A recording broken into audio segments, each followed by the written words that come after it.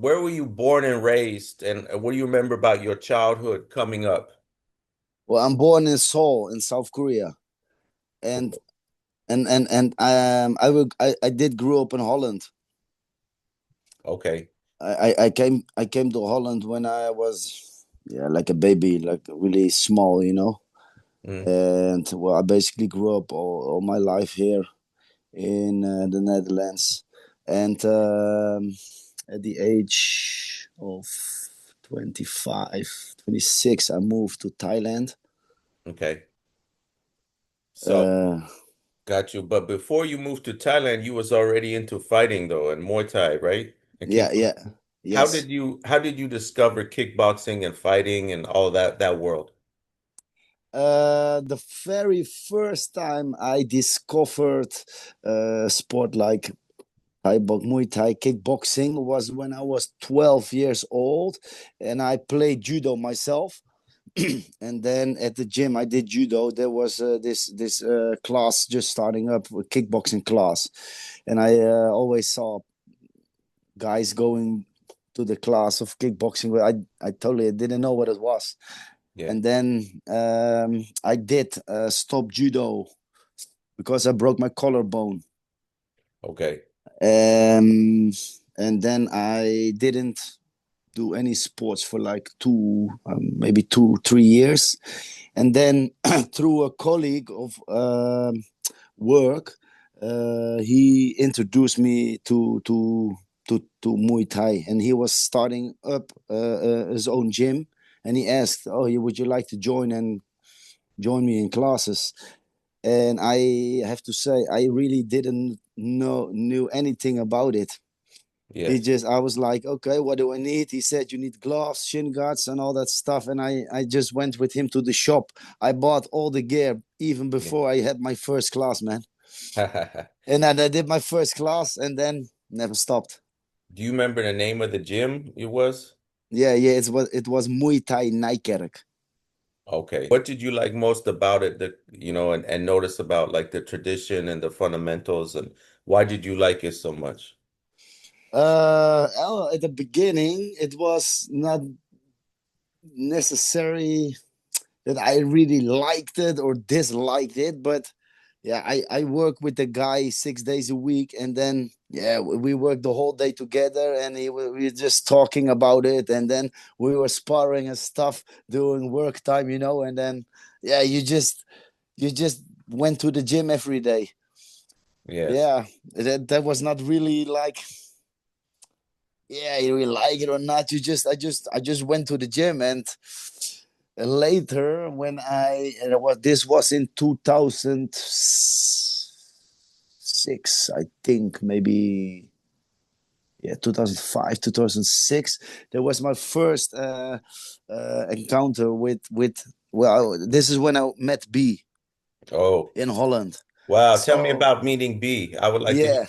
yeah, yeah. So I had my friend. He was from England, and he did boxing, like just classic boxing at the gym. And then one day he came up to me. He said, "Oh, I have this friend, this girlfriend in Amersfoort. There's another city close by, and her boyfriend. He's a Thai champion. Do you want him to come over and do a seminar here in the gym?" I was like, "Oh yeah, why not? Just bring him over." So this is actually when B came in, and then after the seminar, I talked with him, and then I asked, just random asking. I said, "Hey, what you doing here in Holland, and for how long you here?" And he said, "Oh, I'm here to visit my girlfriend, and I'm here for 3 months." And I asked him, "What do you do the whole day?" He said, "Yeah, nothing." I said, "Okay, I pick you up every day, and then we just go training." And he was like, "Yeah, yeah, that's fine." So from that day, I picked up B every day, maybe sometimes twice a day, and we trained together. Wow, wow. And this went on for like 3 months or something. Yeah. What did you learn from, was B still actively fighting then? And No, he was just recently retired because his shoulder injury, ah, and then his shoulder is was popping out all the time. So he said, I can't fight anymore." okay, okay. So Um, this was. Yeah.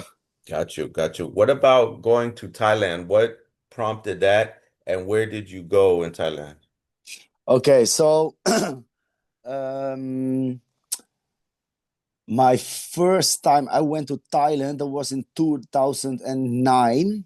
And between 2006 and 9, when I met B, we just kept in touch. By that time, you didn't have any WhatsApp or anything. Yeah. It was just phone calls, like real phone calls. And well, I just every time before, if I had a fight, I had to call him in the middle of the night. You know what I mean? It Yes. was like, for example, in the Netherlands, it was like let's say 9 p.m. But in Thailand, it's 6 hours difference. So Yes. but I had no idea. I was just a little kid, and I always called him, "Hey B, I'm gonna fight in 5 minutes. Go in the ring. What do we have to do?" And his answer was always like, "Yeah, you just punch, you just kick." I remember, But for him, it was middle of the night, of course. He's like, Right, right, yes. well, so yeah, I called him always. I called him, and then in 2009, I participated in the IFMA World Championships, and this was in Bangkok. So I just called B. I said, "Hey, do you want to come over and corner me?" And then he said, "Yeah, sure." So we came down to Bangkok, and after that, after the fight, I flew with him to Chiang Mai, and we went to Pai for I think a week or something. So it was the first time I was in Pai with him, and in 2009 he still had his old gym. It was True B Gym. Okay, got you. What did you think of Thailand? Like just the in first impressions, Bangkok, Chiang Mai, and Pai. Like what stood out to you? The first time when I came there, 2009, I have to say I don't really remember my feeling when I landed and stuff, but it must be very, how you say, it's another world, man. It's a Yeah. whole another world. What do you Yeah, think about Thailand's their tradition of Muay Thai? Like it's the capital of Muay Thai, like they are so much to Muay Thai. Like what do you think, about the Thailand and Muay Thai connection? yeah. That's just what can you think about it? I mean, like it's just Thailand is Muay Thai for me. There is no other country where you yeah, what links Muay Thai to. I think if you really want to feel feel the sport, you have to go to Thailand. Yes. Yeah, it's amazing. And then later you would move to Pai, is that correct? Yeah, Obviously. yeah, yeah. What So prompted the move? Go ahead. So yeah, I moved there in January 2014. Okay, so in 2009, I was in Pai. I've seen that and I loved it. It's beautiful, and it's chill, relaxing life and spot. So in 2011, 2 years later, B came to our gym again as a guest trainer for 3 months.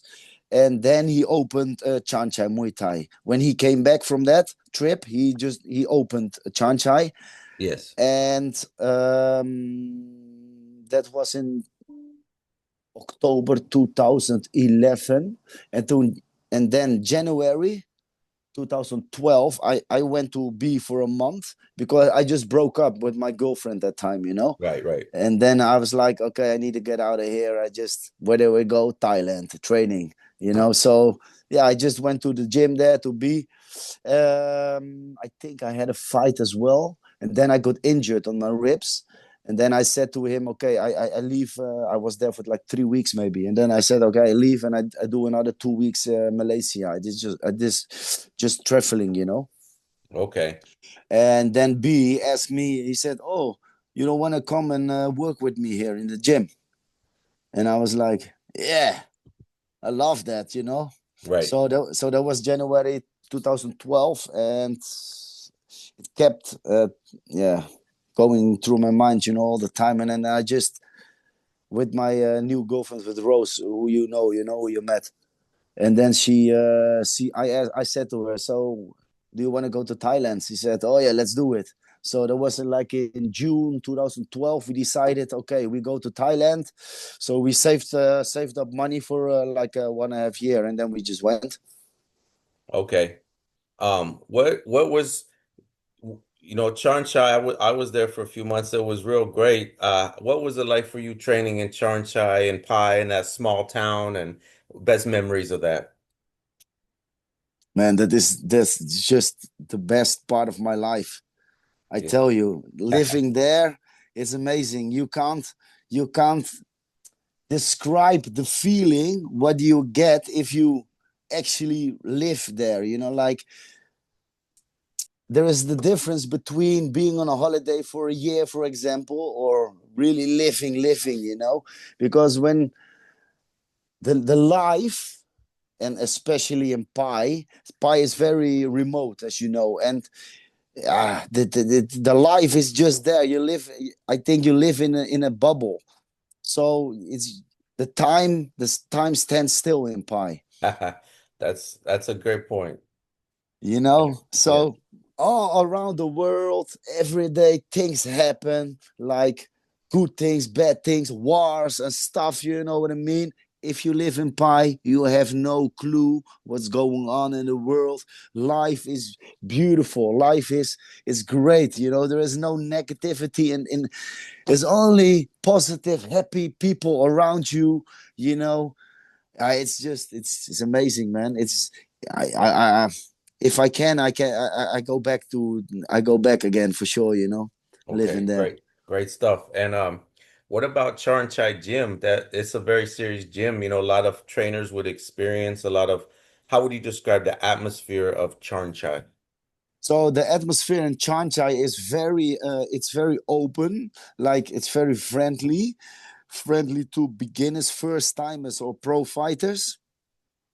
They can what you say, they have very diversity of trainers. So there are trainers with which who raked up like more than 200 fights.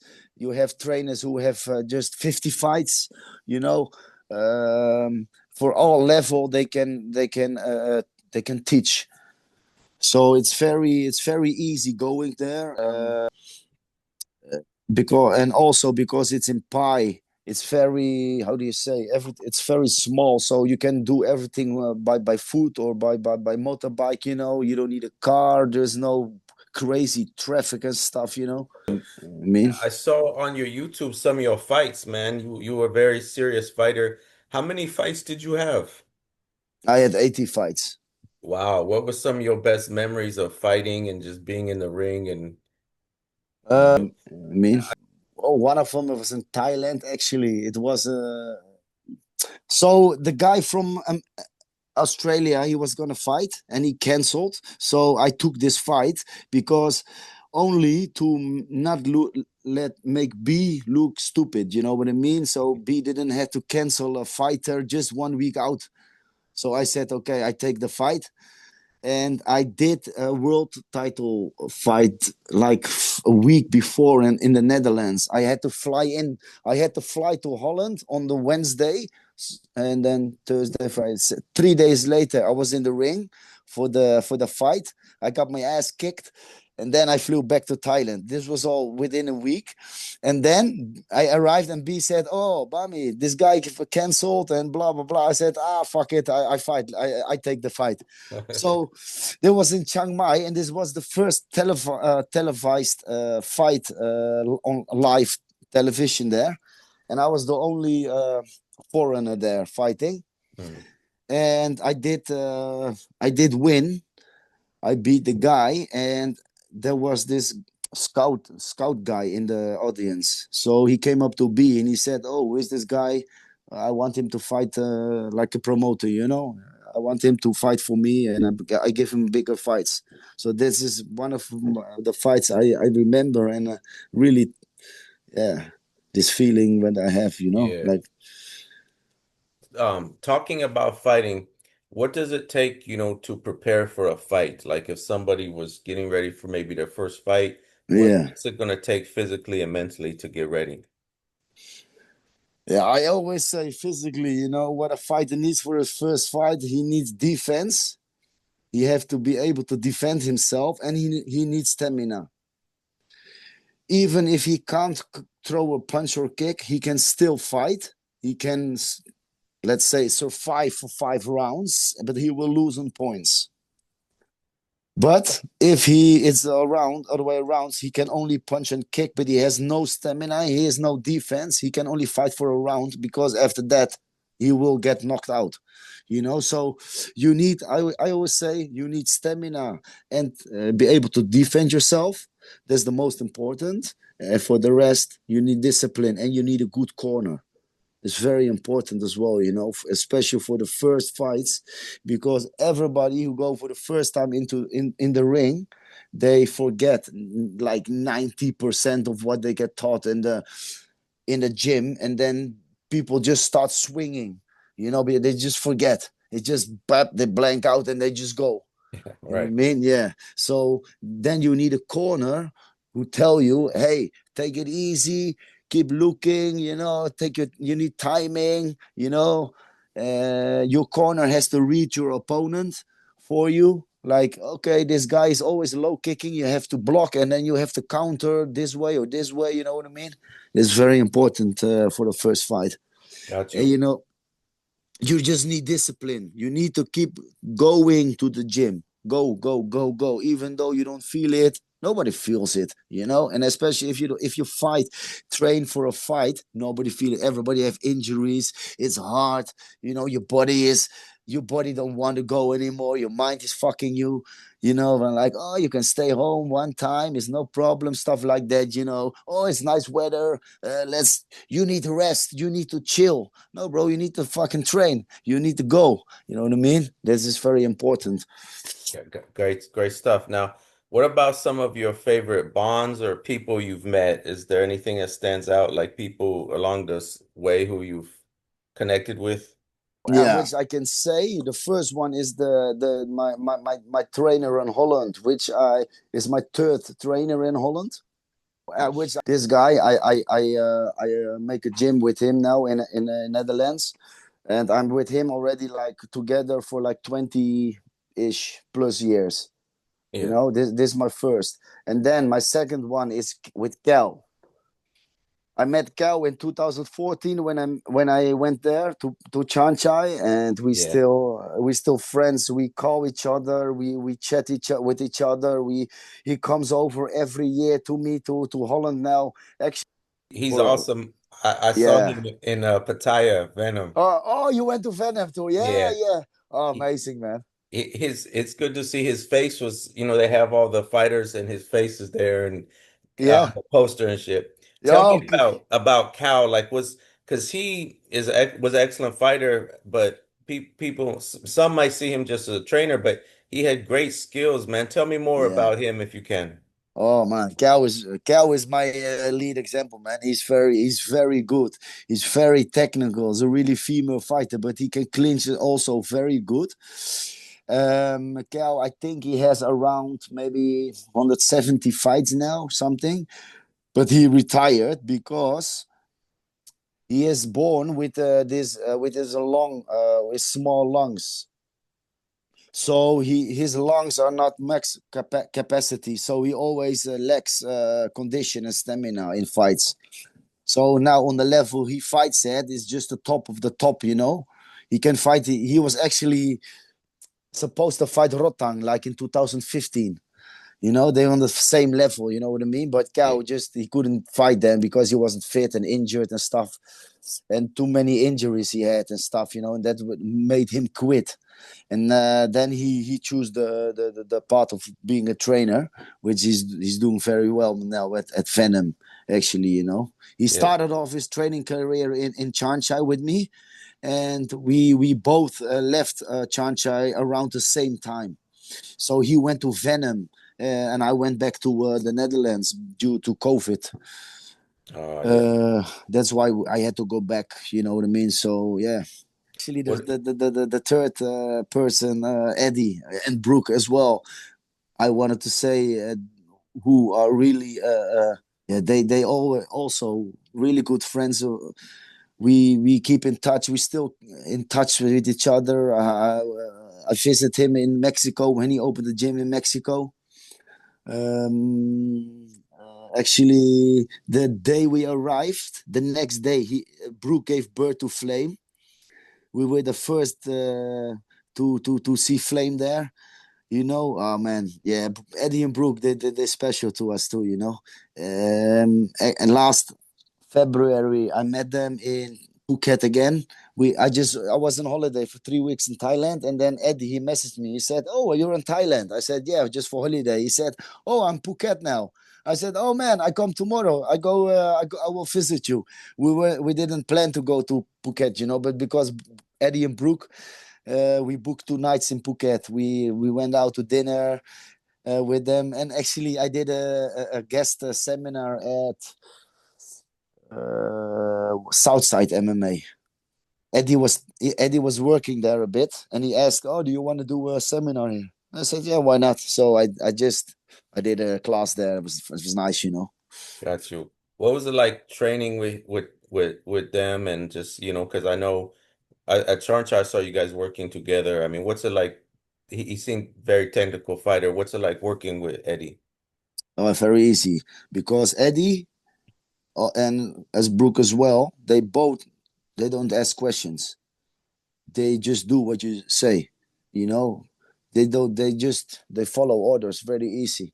Now, if I look around other fighters, they ask, "Oh, why do I have to do this?" Or and they come up with things. "Oh, is this not better to do instead of?" I like no. If it was, I would have fucking said that. You know what I mean? Yeah. Now fighters they're different, but Eddie and Brooke very easy to work with. I have to say, yeah. Got you. Now, what are you doing currently, and how can, if anybody would want to train with you in Holland or Netherlands, how can they reach out? Give me an update what you're doing now. So now I opened a Muay Thai gym here in the Netherlands. It's in the city is Bunschoten, Spakenburg. It's a very small village. It's only 20,000 people living here, but people can just go on how you say, Instagram. Just message me. It's Bami_Chanchai. Just message me if you are interested in Muay Thai and just yeah, come here, come by, train. Got you.